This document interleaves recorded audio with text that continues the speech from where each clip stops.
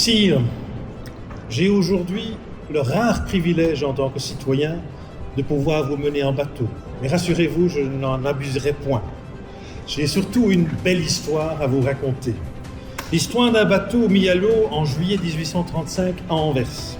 Un bateau commandé au chantier de Carpentier par votre trisaïeul, Sa Majesté le roi Léopold Ier. C'est l'histoire de rencontres exceptionnelles en personnes qui croient en un monde meilleur. C'est l'histoire d'une confiance partagée, de la loterie nationale, sponsor principal, des pouvoirs publics, des service clubs, de la fondation Roi Baudouin et de fonds privés, des entreprises et des centaines de donateurs privés qui mettent la main à la poche pour réaliser ce projet.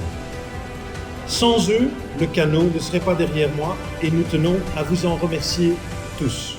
Nous célébrons ici bien davantage qu'une splendide reproduction. C'est une vraie œuvre d'art, effectivement, mais nous saluons surtout l'aboutissement d'un travail de longue haleine, exigeant et profondément humain. Votre travail force le respect.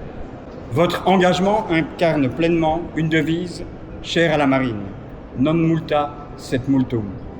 Non pas la profusion, mais l'essentiel. Non pas la quantité, mais la qualité. La rigueur et le soin du travail bien fait. Merci pour ce don remarquable à la nation. Puisse ce canot être un symbole vivant de l'histoire, du souvenir, de la transmission et de l'unité. Tour et Taxi, qui est en activité depuis déjà 25 ans, représente bien plus que des bâtiments. Notre site se distingue par son caractère inclusif. La rénovation et la remise en valeur du patrimoine historique sont devenues l'une des spécialités de Nextensa. Daarbovenop straalt de koninklijke kano in het koninklijk pakhuis. Dit kan geen toeval meer zijn. Het is eveneens en vooral het verhaal van 103 vrijwilligers die in totaal meer dan 4500 werkuren gaan spenderen om deze prachtige boot te bouwen. Des bénévoles de l'atelier marin, bien sûr, mais également des jeunes, des seniors, des élèves et encadrants de la section menuiserie ébénisterie de l'Athénée royal d'Enghien, des stagiaires, des étudiants en préservation de l'art de l'ULB, des adolescents du centre ADOS et une équipe de choc de personnes extraordinaires de l'association Le Jardin du 8e jour qui est là au grand complet. C'est une belle histoire intergénérationnelle aussi, entre le plus jeune, Enzo, qui a participé du haut de ses 9 ans à la sculpture du tableau arrière, et Bernard Fievet, assis à côté de lui, le participant le plus fidèle.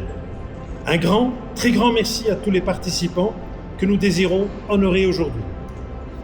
Depuis le début du projet, notre intention a été de faire don du canot à la nation, non pas par excentricité, mais par gratitude.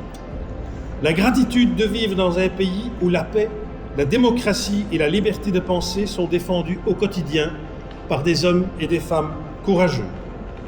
Le canot pourra également participer sur l'eau à des festivités nationales telles le bicentenaire de l'indépendance ou qui sait si un mariage royal. Mais avant toute chose, ce sera et restera le témoin vivant d'une magnifique histoire d'inclusion sociale, de collaboration et de soutien au-delà des clivages de notre société moderne, et la preuve tangible que l'union et la solidarité font toujours la force du pays.